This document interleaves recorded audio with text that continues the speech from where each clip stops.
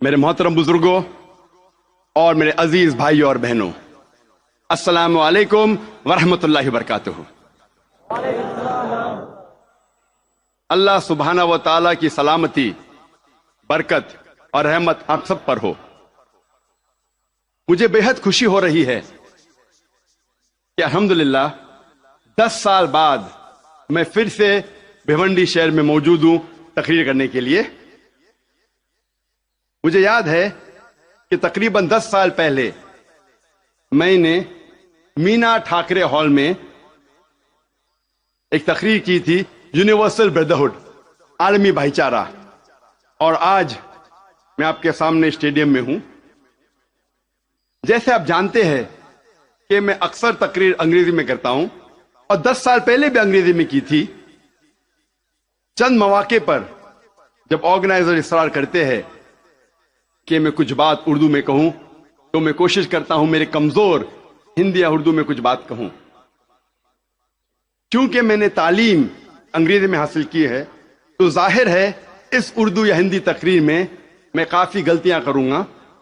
اسی لیے تقریر کے شروع میں ہی میں آپ سب سے معذرت چاہتا ہوں اور آپ سے درخواست کرتا ہوں کہ آپ میرے تقریر کے پیغام پہ توجہ دیجیے اور میری غلطیوں کو نظر انداز کیجیے۔ آج کی تقریر کا موضوع ہے قرآن اور جدید سائنس۔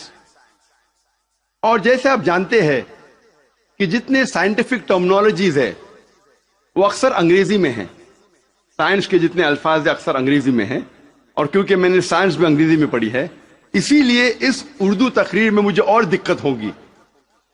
اسی لیے اللہ تعالیٰ سے دعا کرتا ہوں، اور جب ہم انگریزی سائنٹیفک ٹرمنالوجیز کو اردو میں ترجمہ کرتے تو اکثر عوام اسے نہیں سمجھتی۔ مثال کے طور پہ علم حیاتیات، میں پوچھنا چاہتا ہوں کہ اس ماشاء اللہ بھرے میدان میں ہزاروں لوگ ہیں، کتنے لوگ علم حیاتیات کا مطلب جانتے ہیں؟ اپنا ہاتھ اوپر کر سکتے؟ 2% بھی نہیں۔ علم حیاتیات کا مطلب ہے بائیولوجی۔ کتنے لوگ بائیولوجی کا مطلب جانتے ہیں؟ ہاتھ اوپر کیجئے۔ بائیولوجی ہاتھ اوپر کیجئے۔ کتنے لوگ جانتے ہیں بائیولوجی کے بارے میں؟ ماشاءاللہ اکثر لوگ۔ تو اسی لیے جب ہم انگریزی سائنٹیفک ٹرمنالوجی کا ترجمہ کرتے ہیں تو اکثر لوگ کے سر کے اوپر جاتا ہے، باؤنسر جاتا ہے۔ پھر جو اردو داں ہیں، جو ماہرین اردو زبان میں، وہ لوگ سمجھتے۔ پھر بھی میں کوشش کروں گا کہ انگریزی سائنٹیفک ٹرمنالوجی کو اردو میں ترجمہ کروں یا ہندی میں ترجمہ کروں، لیکن ظاہر ہے کافی غلطیاں ہوں گی۔ اسی لیے میں آپ سے درخواست کرتا ہوں کہ میری غلطیوں کو نظر انداز کیجیے اور میرے تقریر کے پیغام پہ توجہ دیجیے۔ جیسے میں نے کہا تھا، آج کی تقریر کا موضوع ہے قرآن اور جدید سائنس۔ قرآن اللہ سبحانہ و تعالیٰ کی آخری وحی ہے جو نازل کی گئی تھی آخری پیغمبر محمد صلی اللہ علیہ وسلم پر۔ قرآن مجید ساری کائنات کی سب سے بہترین کتاب ہے۔ قرآن مجید ساری انسانیت کے لیے ایک پیغام ہے۔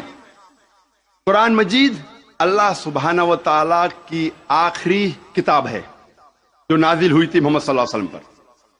اگر کوئی کتاب کہتی ہے کہ وہ خدا کی طرف سے ہے تو اس کتاب پر فرض ہو جاتا ہے کہ وہ اپنے آپ کو ثابت کرے ہر دور میں اس کتاب کو ثابت کرنا ہوگا کہ وہ خدا کی طرف سے ہے۔ سینکڑوں سال پہلے وقت تھا، دور تھا معجزات کا، ایج آف میریکلز۔ الحمدللہ قرآن مجید is a miracle of miracles. قرآن مجید معجزوں کا معجزہ ہے۔ اس کے بعد آیا دور ادب کا، لٹریچر، پوئٹری۔ الحمدللہ مسلمان اور غیر مسلمان عربی داں یہ کہتے ہیں کہ عربی میں سب سے بہترین کتاب عربی ادب کے لحاظ سے وہ ہے قرآن مجید۔ اور اللہ سبحانہ و تعالیٰ چنوتی دیتے ہیں قرآن مجید میں۔ اللہ سبحانہ و تعالیٰ چیلنج کرتے ہیں سورہ بقرہ میں، سورہ نمبر 2 آیت نمبر 23 اور 24 میں اللہ سبحانہ و تعالیٰ کہتے ہیں وَإِن كُنتُم فِي رَيْبٍ مِّمَّا نَزَّلْنَا عَلَىٰ عَبْدِنَا، اور اگر آپ کو شک ہے کہ ہم نے یہ کتاب نازل کی ہمارے بندے پر، اگر آپ کو شک ہے، فَأْتُوا بِسُورَةٍ مِّن مِّثْلِهِ، تو آپ ایک سورہ قرآن مجید جیسی پیش کیجئے. مِن مِّثْلِهِ، ہو بہو نہیں، قرآن مجید جیسی ایک سورہ آپ پیش کیجئے. وَادْعُوا شُهَدَاءَكُم مِّن دُونِ اللَّهِ إِن كُنتُم صَادِقِينَ، اور بلاؤ اپنے مددگار کو اور اپنے گواہ کو اللہ کے علاوہ اگر آپ سچے ہیں. فَإِن لَّمْ تَفْعَلُوا، اور اگر آپ نہیں پیش کر سکتے، وَلَن تَفْعَلُوا، اور آپ ہرگز پیش نہیں کر سکتے، فَاتَّقُوا النَّارَ الَّتِي وَقُودُهَا النَّاسُ وَالْحِجَارَةُ أُعِدَّتْ لِلْكَافِرِينَ، تو ڈرو اس آگ سے جس کا ایندھن انسان اور پتھر ہے، جو انکار کرنے والوں کے لیے تیار کیا ہے. اللہ سبحانہ و تعالی ان دو آیتوں میں چنوتی دیتے ہیں، انسانوں کو چیلنج کرتے ہیں. یہ اس وقت دور تھا عربی ادب کا، اس وقت عربوں کو ناز تھا اپنی عربی زبان پر، اور وہ سمجھتے تھے کہ ان سے بہتر دنیا میں کوئی نہیں ہے. اس وقت اللہ سبحانہ و تعالیٰ قرآن مجید نازل کرتے ہیں اور ساری انسانیت کو چنوتی دیتے ہیں، چیلنج کرتے ہیں کہ اگر آپ کو شک ہے کہ یہ کتاب خدا کی طرف سے نہیں ہے تو آپ قرآن مجید جیسی ہو بہو نہیں، ملتی جلتی، ہو بہو تو دور کی بات ہے، ایک سورہ پیش کرو. اور قرآن مجید کی سب سے چھوٹی سورت ہے 3 آیتوں کی، صرف 10 الفاظ. بہت لوگوں نے کوشش کی، ایک انسان نے بھی کامیابی نہیں پائی، اور تا قیامت کوئی بھی قرآن مجید جیسی قریباً ایک سورہ بھی پیش نہیں کر پائیں گے. لیکن آج کا دور ادبی دور نہیں ہے، it's not an age of literature and poetry. اگر کوئی کتاب اپنے آپ کو خدا کی طرف سے کہتی ہے اور ادبی انداز میں کہتی ہے کہ دنیا چپٹی ہے، دنیا سپاٹ ہے، کیا آج کا جدید انسان اس بات کو تسلیم کرے گا؟ بالکل نہیں، کیونکہ آج کا دور ادبی دور نہیں ہے، آج کا دور ہے جدید سائنس کا دور. آج ہم کوشش کریں گے یہ تحقیق کرنے کی قرآن اور جدید سائنس ملتے ہیں یا ٹکراتے ہیں، قرآن اور جدید سائنس ملتے ہیں یا قرآن اور جدید سائنس ٹکراتے ہیں. اس موضوع پہ ہم انشاءاللہ تذکرہ. ایک مشہور سائنسداں، فزسسٹ اور نوبل پرائز ونر جس کا نام البرٹ آئنسٹائن تھا، اس نے کہا science without religion is lame and religion without science is blind. Science مذہب کے بنا لنگڑی ہے اور مذہب سائنس کے بنا اندھا ہے. میں پھر سے دہراؤں گا، البرٹ آئنسٹائن جو فیمس فزسسٹ تھا اور نوبل پرائز ونر، اس نے کہا کہ سائنس مذہب کے بنا لنگڑی ہے اور مذہب سائنس کے بنا اندھا ہے. میں آپ کو یاد دلانا چاہتا ہوں کہ قرآن مجید سائنس کی کتاب نہیں ہے، SCIENCE، لیکن ہے سائنس کی کتاب، SIGNS. یہ ہے نشانیوں کی کتاب، آیتوں کی کتاب. اور قرآن مجید میں 6000 سے زیادہ نشانیاں ہیں، 6000 سے زیادہ آیتیں ہیں. ان میں سے 1000 سے زیادہ الحمدللہ سائنس کے بارے میں ذکر کرتی ہے. آج کی اس تقریر میں میں صرف ان سائنٹیفک فیکٹس، سائنس کے حقائق کے بارے میں ذکر کروں گا which have been established، جو سائنسداں ثابت کر چکے ہیں. Scientific hypothesis, scientific theories, scientific نظریہ، ان کے بارے میں ذکر نہیں کروں گا کیونکہ ہم جانتے ہیں کہ many a time scientific hypothesis theories take U-turns. یہ سائنس کے نظریے جو ہیں کئی بار وہ اپنے نظریے سے پلٹ جاتے ہیں. اسی لیے اس تقریر میں صرف میں سائنٹیفک فیکٹس کے بارے میں ذکر کروں گا، سائنس کے حقائق کے بارے میں. سب سے پہلے ہم تذکرہ کریں گے ایسٹرونومی کے بارے میں، فلکیات کے بارے میں. 35 سے 40 سال پہلے کچھ سائنسداں نے تحقیق کی ایک موضوع پہ، تخلیق کائنات، مطلب کریشن آف دی یونیورس. اور ان سائنسداں نے کہا کہ ہماری کائنات سب سے پہلے ایک پرائمری نیبولا تھا، بنیادی گولا، ابتدائی گولا. اس کے بعد there was a secondary separation, دوسری جدائی، دوسری علیحدگی، اور ایک بڑا دھماکہ ہوتا ہے بگ بینگ. اس کے بعد وجود میں آیا گیلیکسیز، کہکشائیں، ستارے، سیارے، چاند، سورج، اور یہ زمین جس میں ہم رہتے ہیں. اسے سائنسداں نے کہا بگ بینگ، بڑا دھماکہ. یہ جو سائنسداں نے تقریباً 40 سال پہلے ڈھونڈا کس طریقے سے کائنات وجود میں آئیں، تخلیق کائنات، قرآن مجید میں اس کا ذکر 1400 سال پہلے ہے.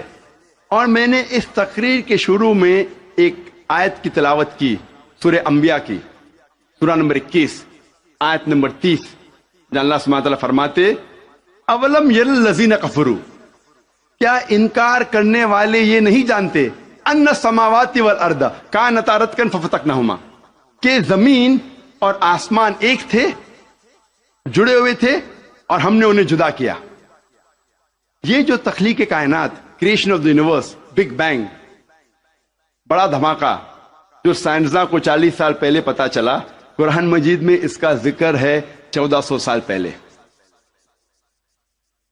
قرآن مجید میں اللہ سبحانہ تعالیٰ فرماتے ہیں سورہ فصلت میں، سورہ نمبر 41 آیت نمبر 11 اور 12 میں، کہ اللہ سبحانہ و تعالیٰ نے آسمان کی طرف دیکھ کے کہا جب وہ دھواں تھا کہ آسمان اور زمین ایک ساتھ آ جاؤ، ولنگلی اور انولنگلی، اپنے مرضی سے یا اپنے مرضی کے بنا.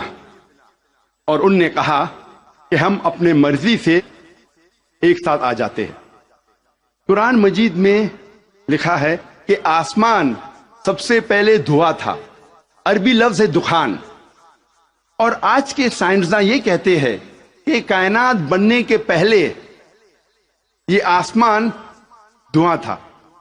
انگلش میں کہتے ہیں گیس، لیکن عربی میں دخان کے معنی ہے اسموک. کچھ مفسرین نے ترجمہ کیا مسٹ، دھند، جو میرے حساب سے صحیح ترجمہ نہیں، کیونکہ دھند ہوتا ہے ٹھنڈا اور دھواں ہوتا ہے گرم. دھماکے کے بعد ہم اکثر دیکھتے ہیں گرم دھواں، دھند نہیں دیکھتے.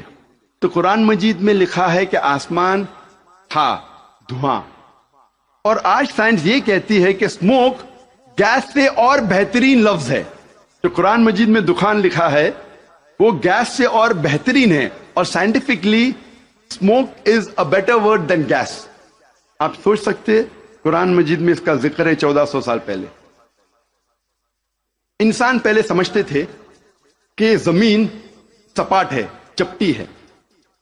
سب سے پہلی بار اگر کوئی انسان نے یہ ثابت کیا کہ دنیا بیضوی ہے، وہ ایسا Francis Drake sun 1577 1577 when he sailed around the earth، جب سمندر پہ سفر کیے دنیا کے گول، تو فرانسس ڈریک نے ثابت کیا کہ دنیا بیضوی ہے. قرآن مجید میں اس کا ذکر ہے 1400 سال پہلے. قرآن اللہ تعالیٰ فرماتے ہیں سورہ لقمان میں، سورہ نمبر 31 آیت نمبر 29 میں، الم ترى ان اللہ یلیج اللیل فی النہار ویلیج النہار فی اللیل. اللہ سبحانہ و تعالیٰ نے رات کو دھیرے دھیرے، آہستے آہستے دن میں تبدیل کیا، اور دن کو دھیرے دھیرے، آہستے آہستے رات میں تبدیل کیا. یہ دن کا رات اور رات کا دن آہستے آہستے، دھیرے دھیرے تبدیل ہونا، یہ ثبوت دیتا ہے کہ دنیا بیضوی ہے. اگر دنیا چپٹی اور سپاٹ ہوتی تو دن فوراً رات میں تبدیل ہوتا اور رات فوراً دن میں تبدیل ہوتی. اللہ تعالیٰ فرماتے سورہ الزمر میں سورہ نمبر 39 آیت نمبر 5 میں کہ اللہ سبحانہ و تعالی رات کو دن پہ لپیٹتا ہے اور دن کو رات پہ لپیٹتا ہے. قرآن میں عربی لفظ ہے کوارا جس کے معنی لپیٹنا. جس طریقے سے ایک انسان پھیٹا سر پہ لپیٹتا ہے, a person coils the turban on the head, اسی طریقے سے اللہ تعالیٰ فرماتے ہیں کہ رات دن پہ لپیٹی جاتی ہے اور دن رات پہ لپیٹا جاتا ہے. یہ دن کا رات اور رات کا دن پہ لپیٹنا اسی وقت پاسبل ہے جب دنیا بیضوی ہے. اگر دنیا چپٹی اور سپاٹ ہوتی تو یہ ممکن نہ ہوتا. قرآن مجید میں اللہ تعالیٰ فرماتے ہیں سورہ نازیات میں سورہ نمبر 79 چیپٹر 79 آیت نمبر 30 میں وَالْأَرْضَ بَعْدَ ذَلِكَ دَحَاهَا, اور اس کے بعد اللہ سبحانہ و تعالیٰ نے زمین کو پھیلایا بچھونا جیسے. دہا کہ ایک معنی ہے پھیلانا اور دہا کی دوسری معنی آتا ہے عربی لفظ دھویا سے جس کے معنی ہے بیضا, جس کے معنی ہے انڈا. اور ہم جانتے ہیں کہ دنیا گول ہے, بیضوی ہے, اور ہم یہ بھی جانتے ہیں آج کہ دنیا پوری طریقے سے گول نہیں ہے. وہ اوپر اور نیچے سے from the poles it is flattened, اوپر اور نیچے سے چپٹی ہے, جسے ہم کہتے ہیں انگریزی میں جیو اسفیئریکل ان شیپ, ارضی بیضوی. اور یہ لفظ جو دہا ہے وہ عام انڈے کے لیے نہیں ہے, عام بیضے کے لیے نہیں, خصوصاً شتر مرغ کے انڈے کے لیے, شتر مرغ کے بیضے کے لیے. اور جب ہم دیکھتے ہیں شتر مرغ کا بیضا انڈا اس جیو اسفیئریکل ان شیپ, ارضی بیضوی کے شکل میں ہے. آپ سوچ سکتے ہیں 1400 سال پہلے اس کتاب میں لکھا ہے کہ یہ زمین, یہ دھرتی اس جیو اسفیئریکل ان شیپ, ارضی بیضوی شکل میں ہے. پہلے انسان یہ سوچتے تھے یہ چاندنی جو ہے, چاند کی روشنی, یہ اس کی خود کی روشنی ہے.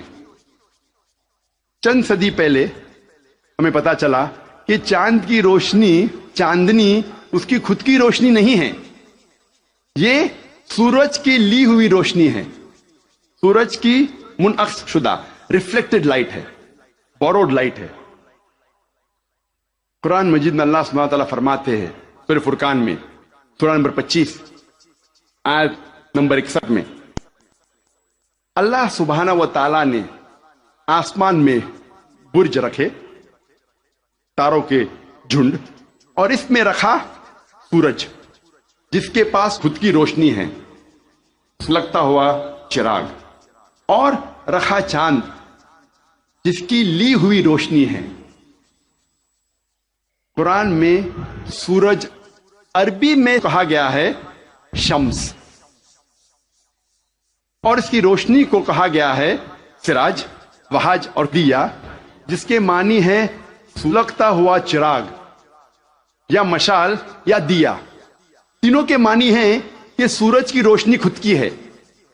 اور چاند کو کہا گیا ہے قرآن مجید میں قمر, اور چاندنی کو کہا گیا ہے منیر یا نور. منیر مینز بوروڈ لائٹ, لی ہوئی روشنی, یا نور میننگ ریفلیکٹڈ لائٹ, منعکس شدہ روشنی, ریفلیکٹڈ لائٹ. آپ سوچ سکتے قرآن مجید 1400 سال پہلے کہتا ہے کہ یہ چاندنی خود کی روشنی نہیں ہے, چاند کی لی ہوئی روشنی ہے.